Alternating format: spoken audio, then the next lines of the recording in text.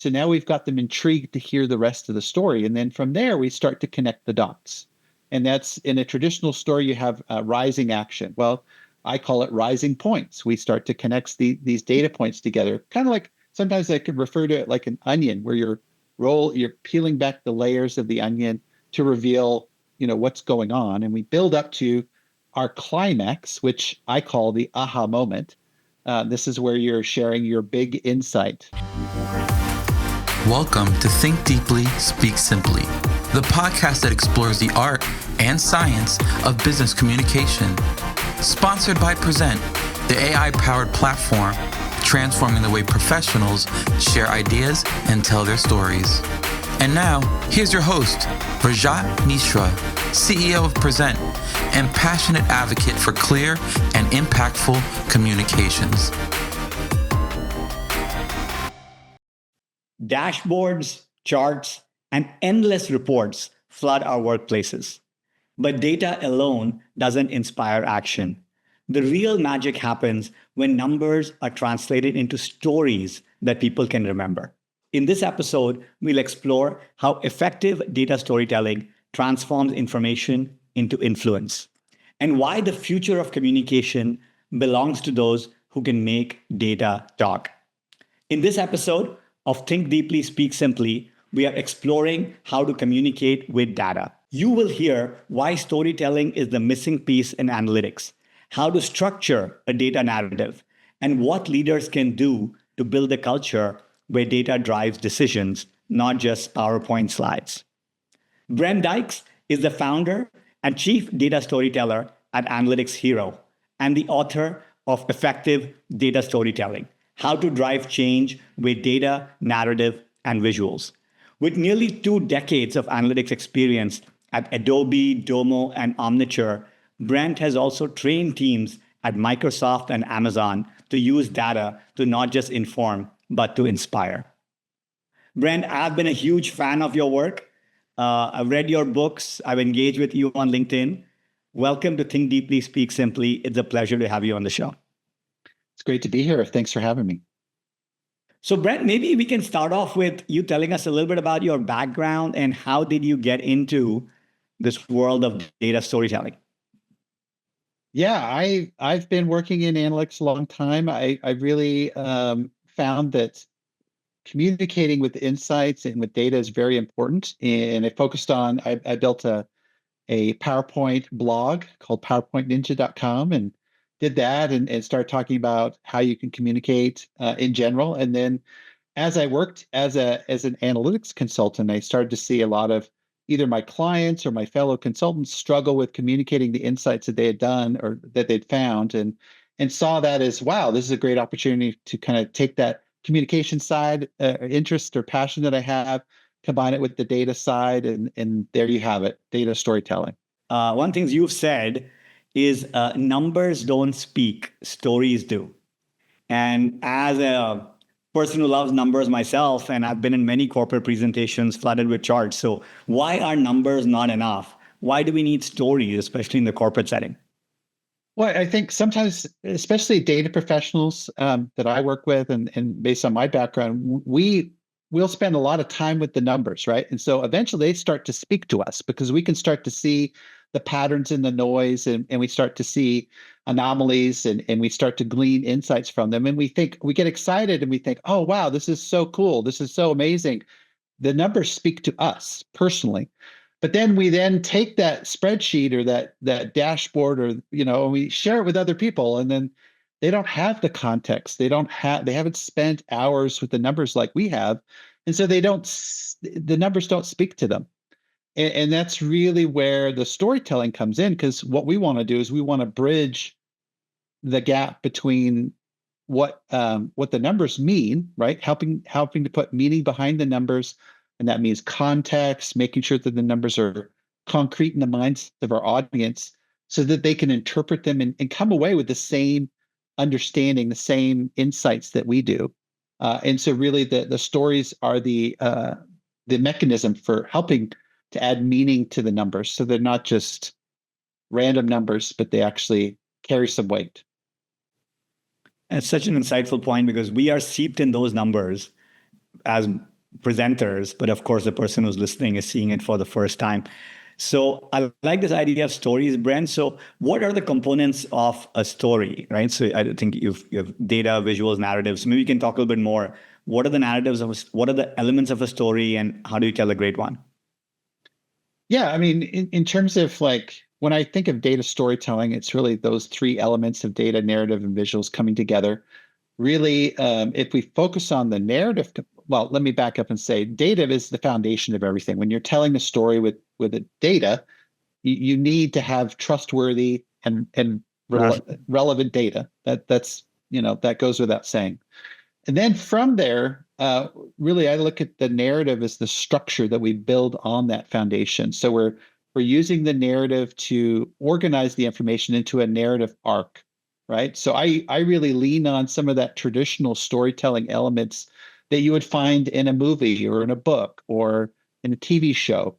And typically the one model that I look at for how I organize my data storytelling and the narrative arc that I lean on is one that was invented by Gustav Freytag, who was a German playwright from the 1800s, and he studied Shakespearean plays and Greek tragedies, and he found that they all had a similar arc to them, where you basically, if you're familiar with most movies or TV shows or books, you start off with a setting where you kind of establish who are these characters, what's the time period, and in a data perspective, we're establishing, well, what do we typically see in the data? What do the numbers typically show? What are the patterns we expect to see? And then we have our hook, which in a traditional setting would be an inciting incident. Well, I call it a hook in data storytelling, where it's like, okay, we're seeing this big jump in a key metric or a big drop in a key metric. And that's something that hopefully the audience would want to know. Well, Brent, tell me what caused that big jump or what caused that big drop. And so now we've got them intrigued to hear the rest of the story. And then from there, we start to connect the dots. And that's in a traditional story, you have rising action. Well, I call it rising points. We start to connect these data points together, kind of like sometimes I could refer to it like an onion, where you're peeling back the layers of the onion to reveal, what's going on. And we build up to our climax, which I call the aha moment. This is where you're sharing your big insight. And often we use that word insight very loosely. But I like the definition that was provided by Gary Klein, who's an author and psychologist, who said, an insight is an unexpected change in the way an unexpected shift in the way we understand something. And for me, that simple definition is really powerful. So we may have discovered that maybe our customers don't like our products for reason A, they like it for reason B, or maybe the reason why sales are down is because of something unexpected that we need to address. And then from there, we're not done, because we don't want to just drop an insight on the lap of our audience. We actually want to take them somewhere. We want them to make a decision. We want them to take some action. And often that means that we need to provide them with options and maybe a recommendation as well. So that whole structure is very beneficial because it helps us to organize the data that we have, our findings, what is relevant to the story, what isn't relevant to the story. The story isn't just helpful for the audience, it's actually helpful for us as communicators, that it helps to guide us through the data, picking and choosing what's relevant. And then ultimately, on the receiving end, the audience is going to find that much more engaging, much more persuasive, much more memorable.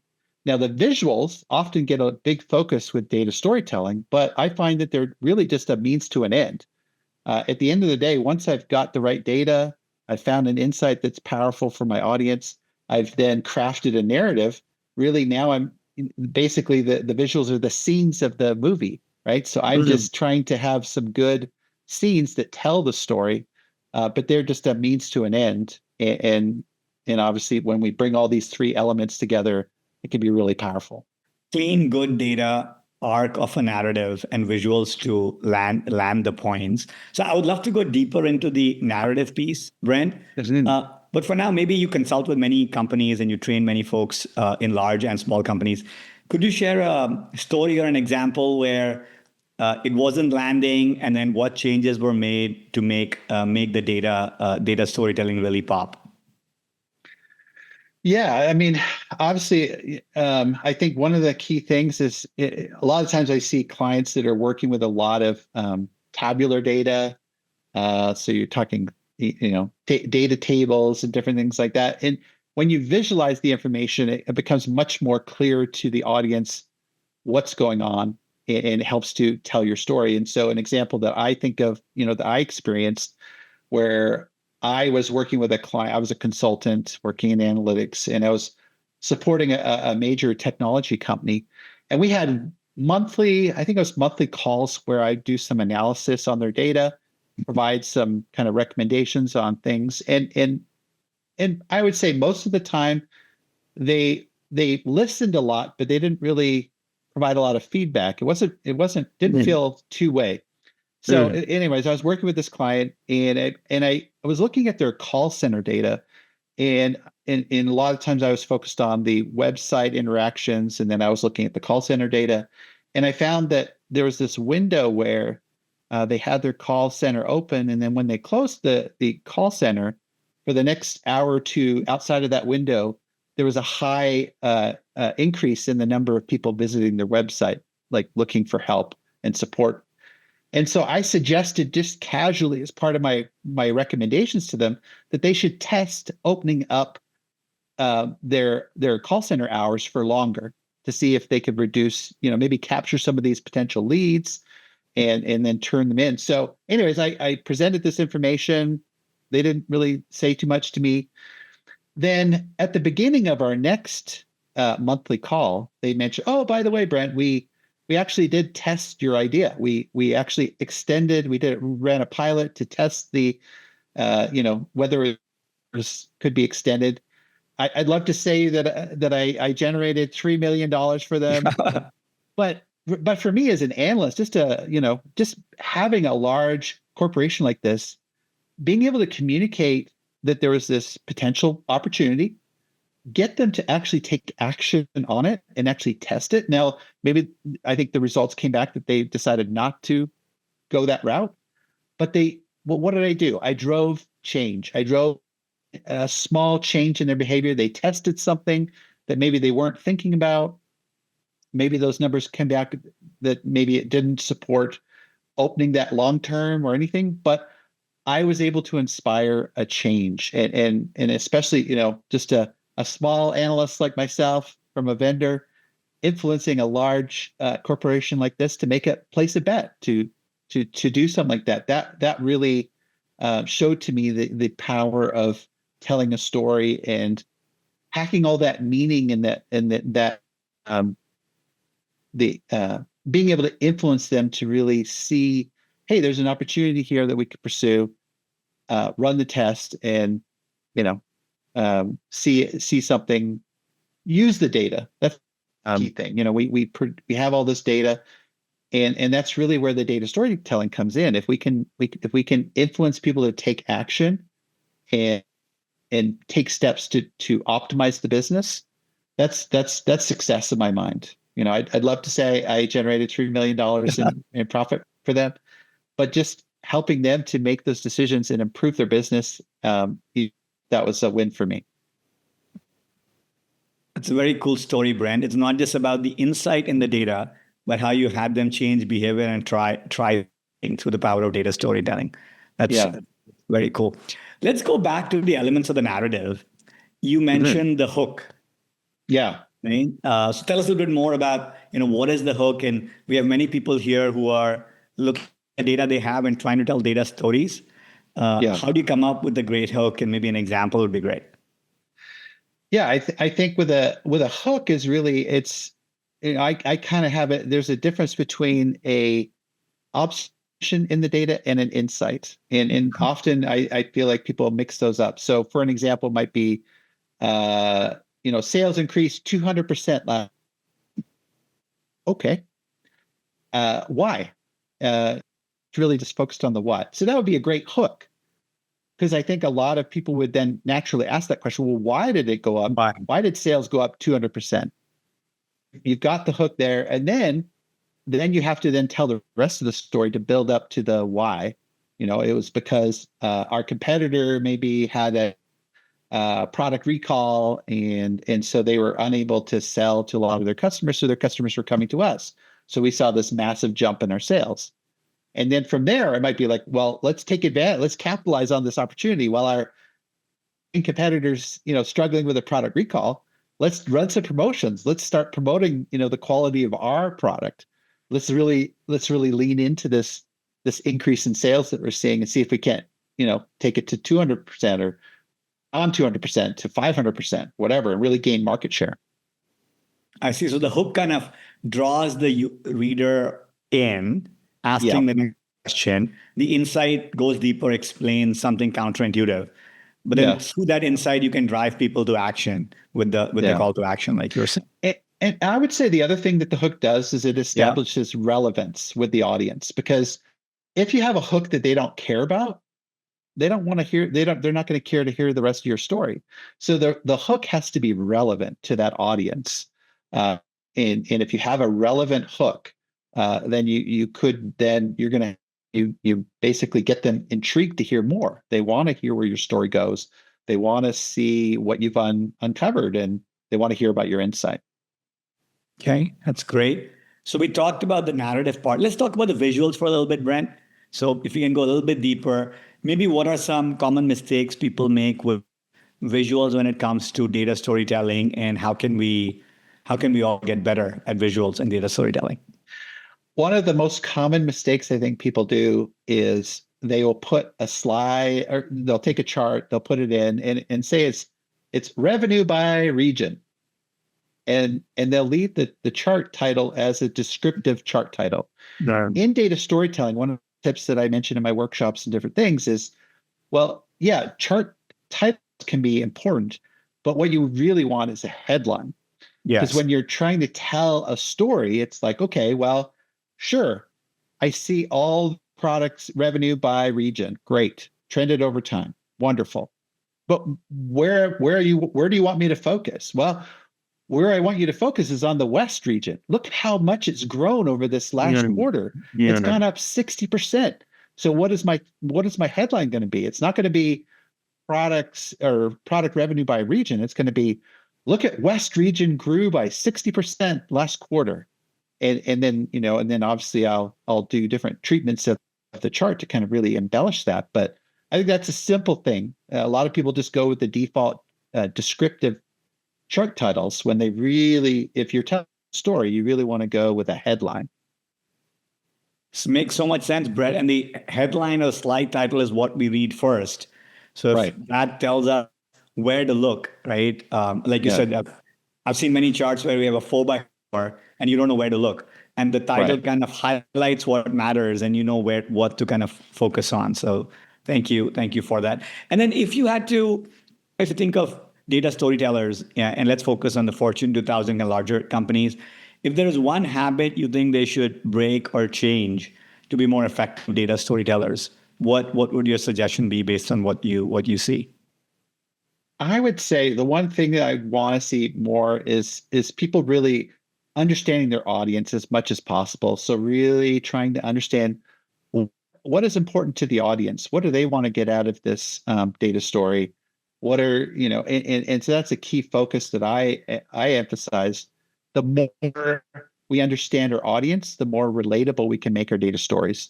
The less we understand about our audience, the more we're guessing. And then there's the likelihood that maybe we share a story they don't even care about, or we don't focus on the right things. So I would emphasize to anybody, if you're presenting or communicating data on a regular basis, take some time to understand your audience, to really understand what's important to them. What are their priorities? Why is this information meaningful to them? And then obviously help them to make better informed decisions with your information. Great. So Brent, let's zoom out from the individual level to the company or org level. And you consult and advise many large companies. So what message do you have for leaders in large companies that want to make their teams better data storytellers, right? What's message for them? Yeah, I think obviously with a lot of companies, there's a lot of focus on building dashboards and reports, but is there a opportunity for people to share stories? And so that's one of the things that as I've worked with different organizations, I've said, yeah, like maybe you have a monthly report that you provide to your org. And I was actually working with this one executive, and he said, yeah, I've actually joined this company recently. They have a recurring meeting where almost 200 people from this organization come to this one meeting to see this one report where maybe I think they're reporting on their marketing strategies or on the performance of the business. And they shared all this great data. But what I encouraged him to do was, rather than just doing kind of like a download of the stats and information, and say that took an hour, let's just say it took an hour for them to do that. Why don't you cut that back to 40 minutes and then take that 20 minutes that you've kind of freed up and do one deep dive. One deep dive where you look at a particular customer segment, you look at a particular functional area, maybe support or event marketing or something, whatever that focus is, and dive deep and try and really share an insight, tell a story.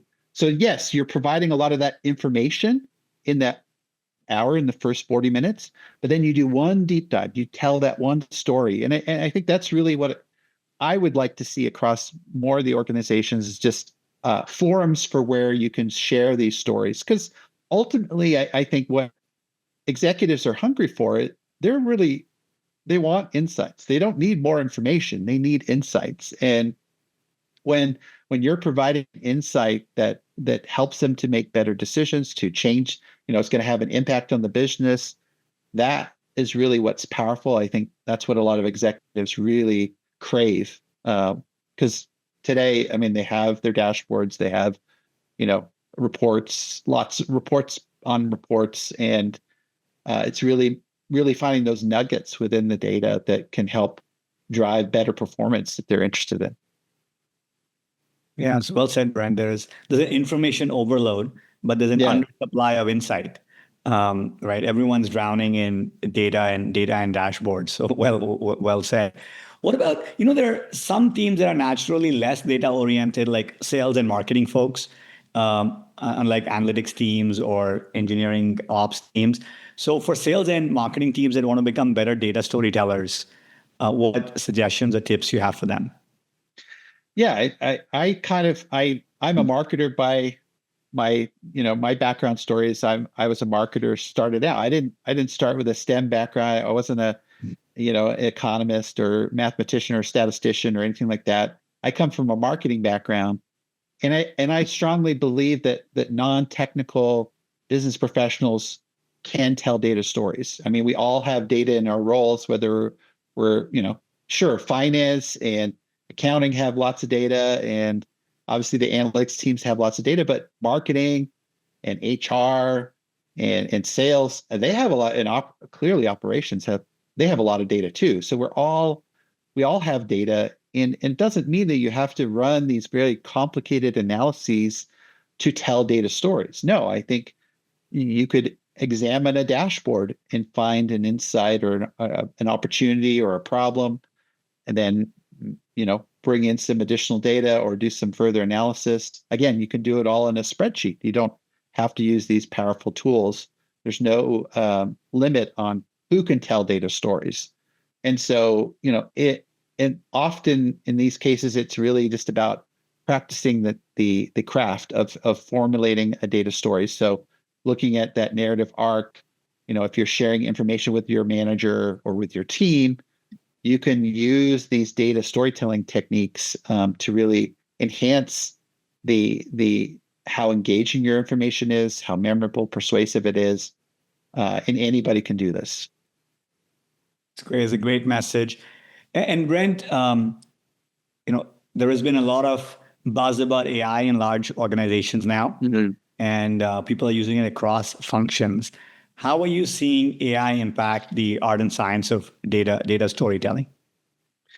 Yeah, I think that there's a desire to kind of hand the wheel over to AI to tell all the data stories. But I think there's a human element that needs to have a hand on the wheel, essentially. Because as humans, we understand the context behind the numbers. We understand the audience that receiving the numbers or the stories. And so I see it as a collaboration between AI and humans. And there are obviously strengths on both sides. The strengths for AI are definitely on the scale that it can process numbers. It can help us to analyze the numbers and at a scale that we can't do on a human level. We can parse through the data in a much more robust way with the help of AI. But then when it comes to telling the story and crafting the story, understanding the human aspects of things, human creativity, critical thinking, empathy, those are all things that are very powerful and integral to being an effective data storyteller. So that's something that I emphasize, that I see it as a collaboration between AI and humans, and we can do so much more with the help of AI. And some of those simple things that are maybe, like summarizing our data story, we can build the presentation, and then we can, through a simple set of prompts, we can quickly summarize what that data story is. That's just one example, but there are many ways which AI can complement what we're doing as data storytellers. Now, would I hand everything over to AI to do the whole thing? I wouldn't, because I think that at that point you could, the one danger I see with just handing the keys over to AI to do everything is that you're going to get a lot of meaningless stories, a lot of meaningless data stories that won't resonate with your audience. And then just like we've seen that happen with dashboards that don't resonate, with alerts that don't resonate, people start to lose interest or not pay attention to them because they didn't get any value or they weren't relevant to what they're focused on. And that's, if we're going to outsource anything to AI, I think we want to outsource the things that are non-strategic, and then retain things like storytelling as human beings. That's stuff that we should be doing. That's stuff that we should want to do and continue to do, but obviously with the help of AI. Love that. And, we at Prezent also believe that it's AI and humans augmented by AI working together that'll have the most impact, right? So let's move to the rapid fire section, Brent, of our conversation. I have 5 questions for you. First word or phrase that comes to your mind, just shout it out. Yeah. And you haven't heard these 5 questions, so let me know when you're ready. Let's go. What's one word you would use to describe the art of communication? Powerful. How is AI changing the way we communicate? Augmenting. What is a common communication myth, Brent, you wish people would unlearn? Unlearn. One word? Or could be a phrase or a sentence. Yeah. Communication myth. Yeah. That data storytelling is just data visualization. Okay. It's great. If you could give one piece of advice to someone preparing for a big presentation in a Fortune 2000 company, what would it be? Rehearse, rehearse, rehearse. What is something you wish, Brent, you knew about business communication when you started your career? Focus on the audience. Really strive to focus on the audience as much as possible. Great, because you're building the story for the audience. So here's the bottom line. Data doesn't speak for itself. We do. Today, Brent showed us how numbers become meaningful only when they are wrapped in narrative and delivered with visuals that resonate. We learned the power of the hook, the importance of cutting through the clutter, and how even non-technical teams can tell compelling data stories that drive real change. If you want to dig deeper, check out Brent's book, Effective Data Storytelling. It's packed with frameworks and practical tips to make your numbers unforgettable. Brent, thank you for being with us today. I really had a little fanboy moment here because I've followed your work for a really long time.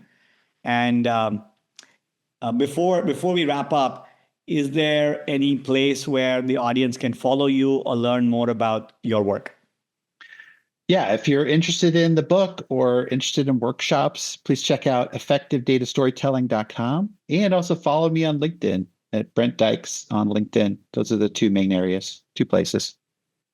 Awesome. Thank you again, Brent. It was a true pleasure and really appreciate your time. Thanks, Rajat.